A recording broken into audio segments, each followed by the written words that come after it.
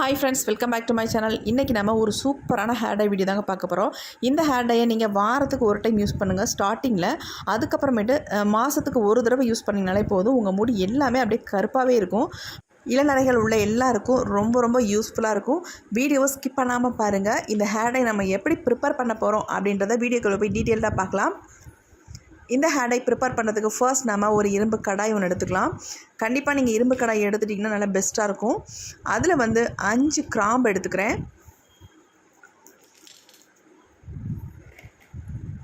5 கிராம்பு மட்டும் எடுத்துக்கிட்டால் போதும், அதுக்கு மேலே நீங்கள் சேர்க்க வேண்டாம். அதே மாதிரி 5 பாதாம் எடுத்துக்கலாம்.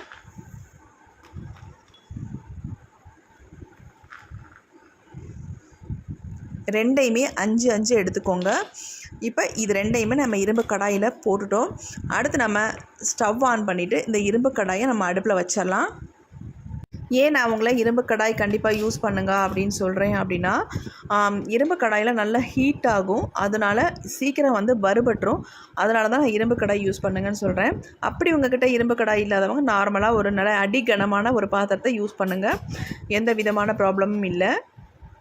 இப்போ இதை நல்லா நம்ம ஃப்ரை பண்ண போகிறோம். பாதாம் நல்லா கருப்பு கலரில் மாறணும். அந்த அளவுக்கு நம்ம இதை வறுத்து எடுத்துக்க போகிறோம்.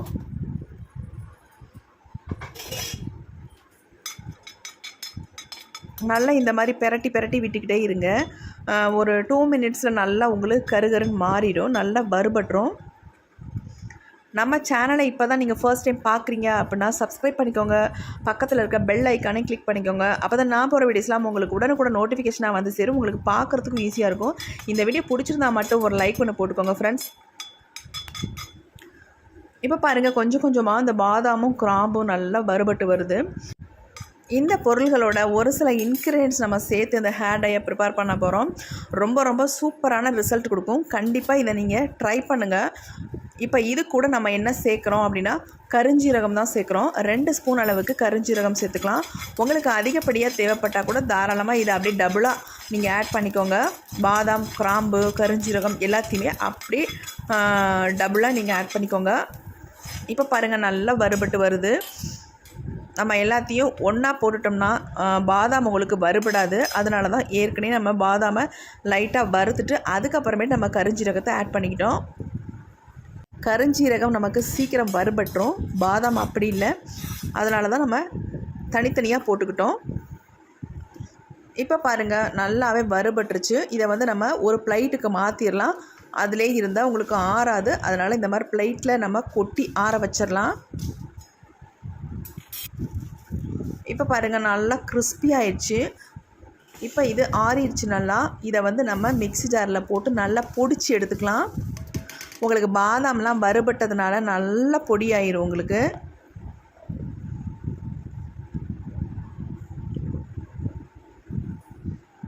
இப்போ பாருங்கள், நல்லா பொடிச்சாச்சு. எப்படி இருக்குது பாருங்கள், நல்லா உங்களுக்கு மாவு மாதிரி பொடி ஆயிடுச்சு. கையில் தொட்டாலே அப்படி நைஸாக இருக்குது பாருங்கள். கொஞ்சம் லைட்டாக பிசு பிசுன்னு இருக்கும், ஏன்னா நம்ம பாதாம் சேர்த்து அரைச்சிருக்கோம் இல்லைங்களா, அதனால் லைட்டாக அப்படி இருக்கும். இந்த மாதிரி ஒரு ஸ்பூன் வச்சு எல்லாத்தையும் எடுத்து விட்டுக்கலாம். ஏன்னா எல்லாமே ஒட்டி இருக்கும் அப்படியே மிக்ஸி ஜாரில். அதனால் இந்த மாதிரி எடுத்து விட்டுக்கலாம். நல்லா ஃபைன் பவுடராக அரைஞ்சி வந்துடுச்சு. இப்போ இது அப்படியே இருக்கட்டும். இதை நம்ம ஒரு பிளேட்டுக்கு மாற்றிடலாம்.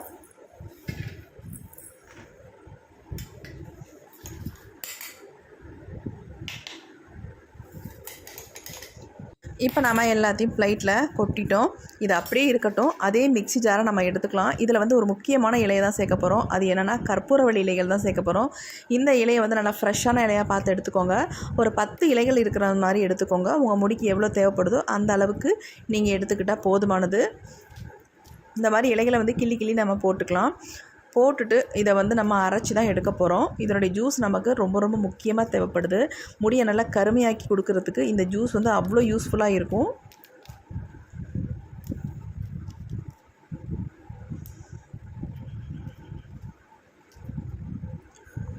இப்போ என்னுடைய ஹேருக்கு எவ்வளவு தேவையோ அந்த அளவுக்கு நான் இலைகள் எடுத்துட்டேன். மேக்ஸிமம் தண்ணி இல்லாமல் அரைக்க பாருங்கள்.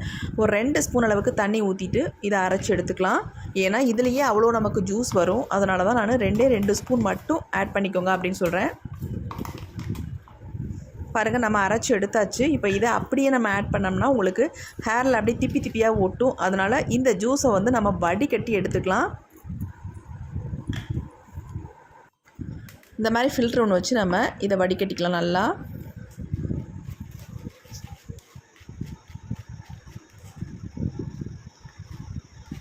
இலைகளோட ஜூஸே நமக்கு போதுமானதாக இருக்கும். அதனால தான் நான் ஒரு 10 இலைகள் எடுத்துக்கோங்க அப்படின்னு சொல்கிறேன். பாருங்கள் இந்த அளவுக்கு நமக்கு ஜூஸ் வந்திருக்கு. இது தாராளமாக நம்ம ஹேர் டை ப்ரிப்பேர் பண்ணுறதுக்கு போதும்.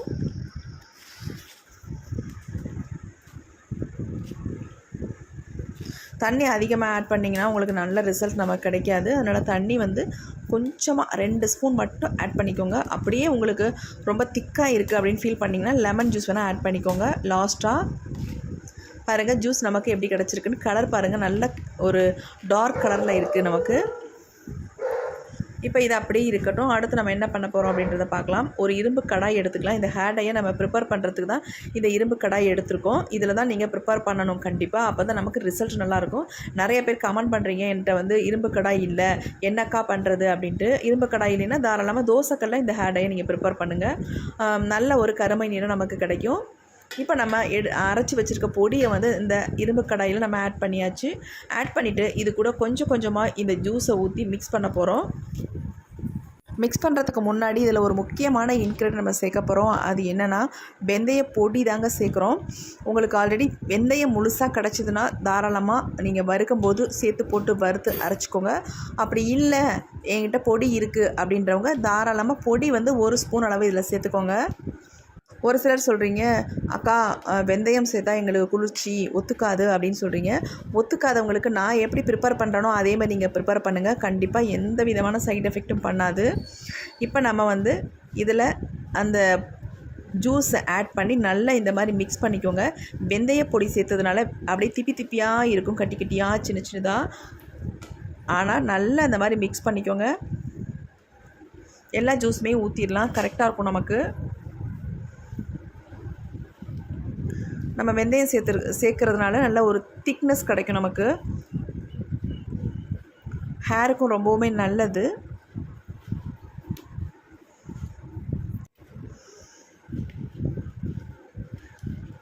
வெந்தய பொடி கண்டிப்பாக சேர்த்துக்கோங்க, ரொம்ப ரொம்ப நல்லது. அப்படியே சப்போஸ் உங்களுக்கு வெந்தய பொடி கிடைக்கலனா நீங்கள் வெந்தயத்தை வந்து வறுக்கும் போதே ஆட் பண்ணிக்கோங்க. இப்போ நான் ஒரு மெத்தட் சொல்கிறேன் அப்படின்னு சொன்னேன்ல, அது என்னென்னா இந்த மாதிரி நம்ம எல்லாம் மிக்ஸ் பண்ணிவிட்டு அடுப்பில் வச்சிடலாம். அடுப்பில் வச்சு நம்ம இதை ஹீட் பண்ணிட்டோம்னா நமக்கு எந்த விதமான குளிர்ச்சியும் கிடையாது.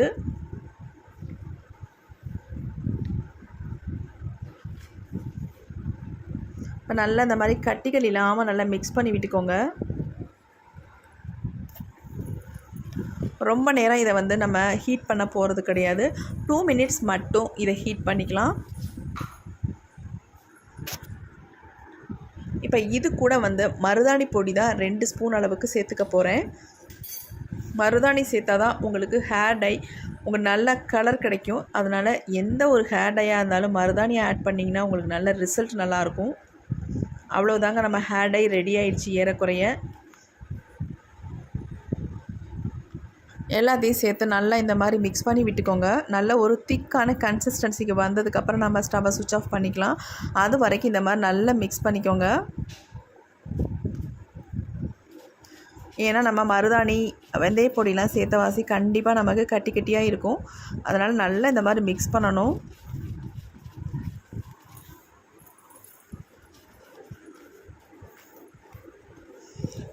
இப்போ பாருங்கள் நல்லா மிக்ஸ் ஆகிடுச்சு. ஒரு திக்கான கன்சிஸ்டன்சிக்கு வந்துருச்சு பாருங்கள். சூப்பரான ஹேர் டை, நல்ல ஒரு ரிசல்ட் கிடைக்குங்க. கண்டிப்பாக இதை ட்ரை பண்ணுங்கள். பாருங்கள் எந்த அளவுக்கு கன்சிஸ்டன்சி வந்திருக்கு அப்படின்ட்டு. இப்போ நம்ம ஸ்டவ்வை சுவிட்ச் ஆஃப் பண்ணியாச்சு. இது கொஞ்சம் நேரம் ஆறட்டும். அதுக்கப்புறம் நம்ம என்ன பண்ண போகிறோம் அப்படின்றத பார்க்கலாம். கலர் பாருங்கள் எந்த அளவுக்கு ஒரு டார்க் பிளாக் கலரில் இருக்குது அப்படின்ட்டு.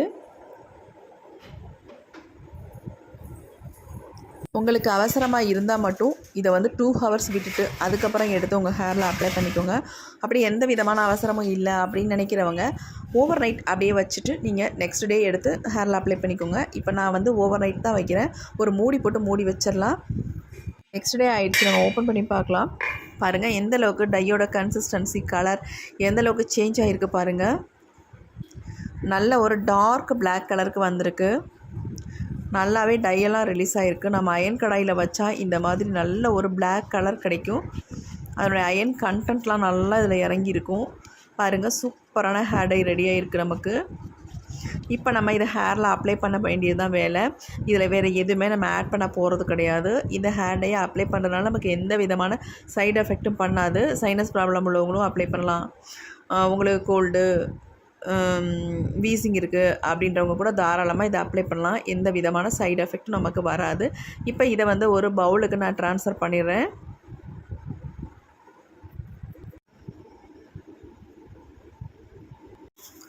பாருங்கள் பவுலுக்கு ட்ரான்ஸ்ஃபர் பண்ணியாச்சு.